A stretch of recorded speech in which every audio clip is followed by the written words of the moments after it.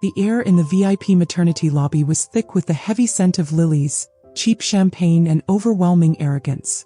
My former mother-in-law, Victoria Vance, stood directly in front of a dozen nurses and senior doctors, holding a crystal glass high into the air. She turned her cold, ice-blue eyes toward me, her smile dripping with pure, unadulterated venom. "Look closely, everyone," Victoria announced, her loud voice echoing off the glass walls of the floor. "This is what a real, capable woman looks like." She gave my son the air that this woman was too barren and broken to ever provide. The entire hospital floor went dead silent. My hands were still lightly stained with surgical scrub solution, and my green scrub top was rumpled after a grueling 12-hour shift in emergency trauma. But I did not cry. I did not flinch. I did not avert my eyes. Instead, I took one quiet, deliberate step forward, looked Victoria dead in the eye, and asked 4 simple words that completely froze the room. "Are you absolutely certain about that, Victoria?" She laughed like I had already lost everything that ever mattered. But 5 minutes later, the double doors at the end of the hall swung open, and the one person who was never supposed to find that family walked through, holding the master key to a lie they had spent 4 long years building. If you have ever felt underestimated, disrespected, or publicly humiliated by people who thought they were entirely untouchable, click that like button, subscribe, and stay right here. Today's story is a powerful reminder that no matter how carefully someone constructs a lie, the truth always finds a way to tear it down. My name is Dr. Elena Vance. I am 38 years old, and for the last 12 years, I have served as a senior attending physician in trauma and emergency medicine at St. Jude Medical Center in downtown Chicago. In my profession, I have held the hands of dying men. I have brought young children back from the brink of cardiac arrest. I have made split-second decisions under blinding surgical lights where a single millimeter means the difference between life and death. I know human biology. I know how human bodies break. And more importantly, I know how people try to hide their cracks. 4 years ago, I married Arthur Vance. At the time, Arthur seemed like everything a woman could dream of. He was an ambitious commercial real estate developer, possessor of a charming, magnetic smile, and born into a family name that carried tremendous weight in the city's high society circles. But behind that polished, expensive exterior sat his mother, Victoria Vance. To Victoria, I was never going to be enough. I did not come from old money. My father was a high school history teacher. My mother worked quietly as a neighborhood librarian. I earned my status in life through 80-hour work weeks, endless sleepless nights, and bone-deep dedication to medicine. To Victoria, my medical degree was merely a loud distraction from what she considered my primary purpose as a wife, producing a male heir to carry on the prestige of the Vance family legacy. For 3 years, Arthur and I tried to conceive, and every single month that ended with a single line on a test strip was treated as a monumental personal failure on my part. Victoria would host elaborate Sunday family dinners, where she would openly comment on my diet, my stress levels, and my masculine career choice in front of guests. A woman who spends all her time surrounded by trauma, blood, and chaos can hardly expect her body to hold fresh life, darling, Victoria would say over sterling silver utensils, her tone dripping with mock concern. Perhaps if you gave up that little hospital job of yours, Arthur wouldn't look so endlessly exhausted. Arthur never once defended me. In public, he would simply pat my knee, chuckle, and look away. In private, his resentment toward me grew like a silent poison. He began staying out late into the night, claiming he was managing property walkthroughs and late-night investor dinners. Then came the breaking point 6 months ago. Arthur filed for divorce. But he didn't just walk away quietly. He executed a calculated, bitter smear campaign. Guided by Victoria and a team of high-priced corporate attorneys, Arthur filed emergency court motions claiming I was emotionally unstable due to my intense hospital hours. They exploited my privacy, dragged my hard-earned career through family court, and stripped me of the very home I had helped pay for with my own salary.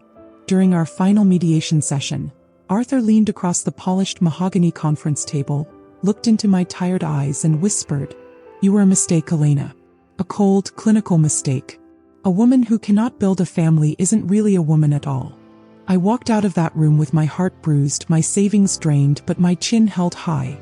I poured every remaining ounce of my energy back into my work at St. Jude's. Medicine was my refuge. What Arthur and Victoria failed to realize was that while they were busy playing petty social games, reality was quietly preparing its response. Fast forward to a rainy Tuesday night at the hospital. I had just wrapped up a complex vascular repair on a young victim in Trauma Bay 2. My scrubs were soaked with sweat, and my eyelids felt heavy from a shift that had already stretched well past 14 hours. I walked down the quiet corridor toward the central nursing station on the 4th floor, the labor and delivery unit, to consult on an emergency transfer. And that was when I heard it. That sharp, grating laugh that I would recognize anywhere in the world. Victoria Vance. I rounded the corner near the VIP maternity suites. Standing in the center of the carpeted lobby was Victoria, draped in an expensive cream cashmere coat, holding an enormous bouquet of white peonies. Next to her stood Arthur, wearing a custom-tailored suit, looking flushed with arrogant victory. And beside them, seated in a brand-new luxury wheelchair, was a 23-year-old former interior design assistant named Chloe. Arthur's new fiancée, whom he had paraded around his social circle less than 2 months after our divorce was finalized. In Chloe's arms rested a newborn baby, tightly wrapped in a pale blue blanket. The entire lobby was filled with nursing staff, 2 attending obstetricians and several visiting families.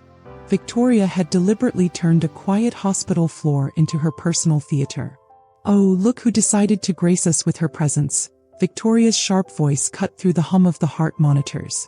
She stepped directly into my path, her eyes gleaming with cold malice. The career woman herself. Still scrubbing floors while real life passes you right by? Arthur looked away for a brief second, a smug smirk playing on his lips, but he made no effort to stop her. He held his head high, soaking in his mother's pride like a badge of honor. "We just welcomed Arthur V into the world," Victoria announced at the top of her lungs, ensuring every single nurse at the station heard her words.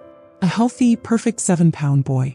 Proof that when a real man has a proper, loving wife, nature answers. "I suppose you can finally stop pretending it was Arthur's fault you couldn't give our family a future, Elena." The nurses at the desk froze in place. My head nurse, Sarah, looked at me with deep concern, ready to jump in and defend me. My heart hammered heavily against my ribs. Anger flared deep in my chest, a white-hot heat that threatened to break my professional composure. For months, I had quietly carried the shame they had dumped on me. 4 months, I had allowed the local social circles to whisper that I was the cold, barren ex-wife who valued stethoscopes over a baby crib. No, thought to myself. Not tonight. Not on my floor. I took a long, slow, deep breath, letting the calm, analytical instinct of an emergency physician sweep through my mind. I looked straight at Arthur. Then I looked at Victoria's triumphant, cruel face. "Are you absolutely certain about that, Victoria?" I asked. My voice was calm, completely steady and dangerously quiet. Victoria scoffed, letting out a sharp, mocking laugh. "Certain? The baby is right here in front of your eyes, darling. Arthur's son. The Vance bloodline continues, despite your pathetic efforts to ruin him." "That is very interesting," I said, stepping closer to the central reception desk and calmly picking up a thick blue medical folder that had been flagged for urgent review. Because 3 years ago, during our private fertility evaluation at the Northwestern Reproductive Institute, Arthur underwent a complete reproductive medical panel. Arthur's face instantly drained of every drop of color. His hands went visibly limp at his sides. "Elena, shut up right now. Do not do this here." "Oh, let the poor woman speak, Arthur." Victoria snapped back, her chin thrust high in the air. "She's just bitter. She is hallucinating out of pure, unadulterated jealousy." 3 years ago, I continued, speaking slowly and clearly so that every person standing in that lobby caught every single syllable. Arthur's official lab reports confirmed a severe, irreversible microdeletion of his Y chromosome. It resulted in total, incurable azoospermia. 0 sperm production. Permanently non-viable. The entire lobby fell into absolute, suffocating silence.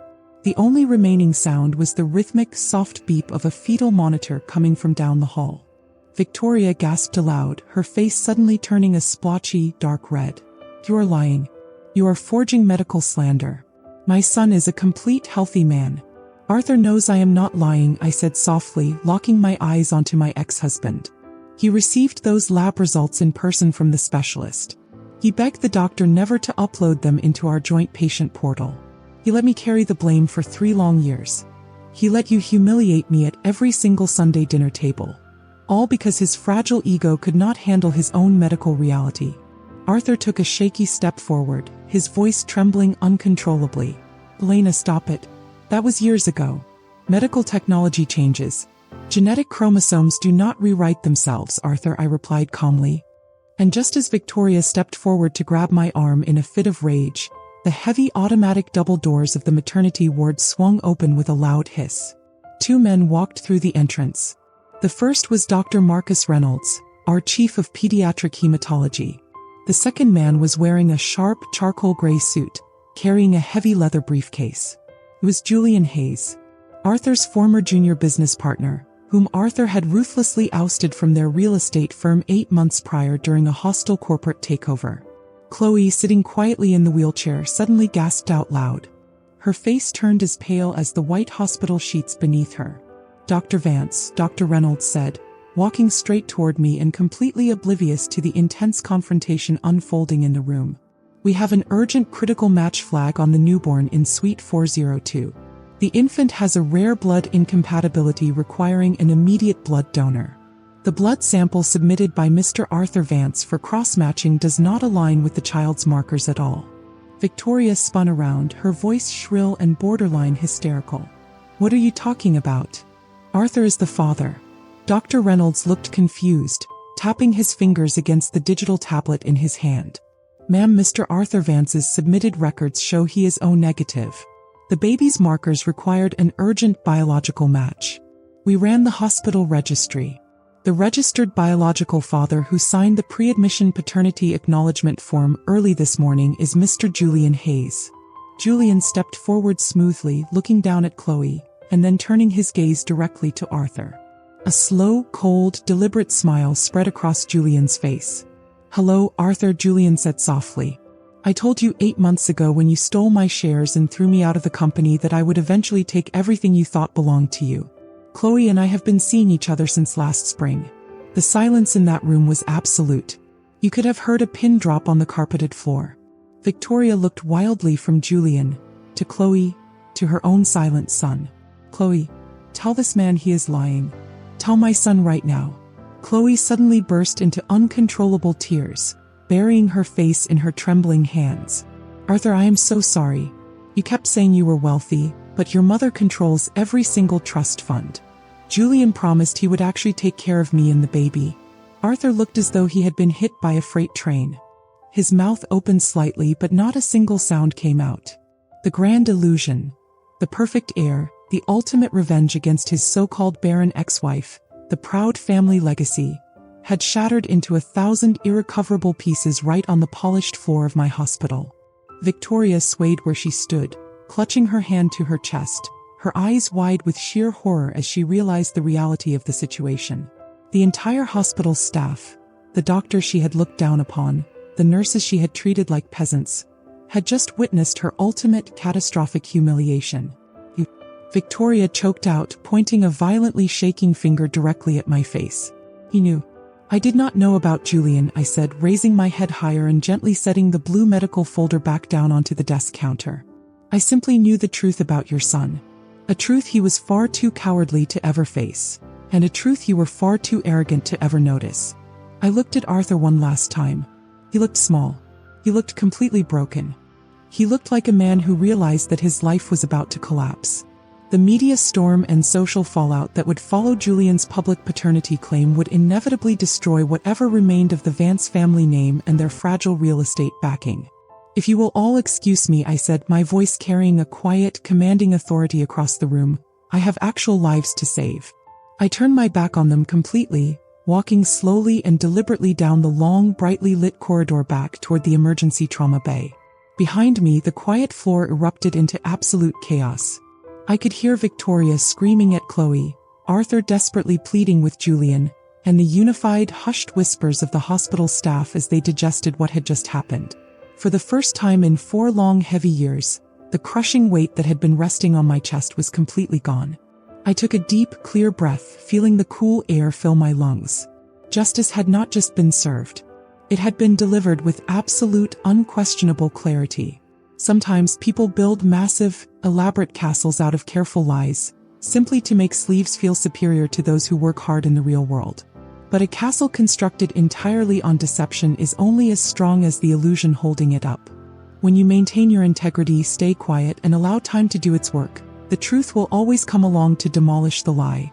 And it almost always happens right when the liar is standing at the very top of their pedestal. If this story brought a smile to your face, show your support by hitting that like button right now. Drop a comment down below and share your thoughts.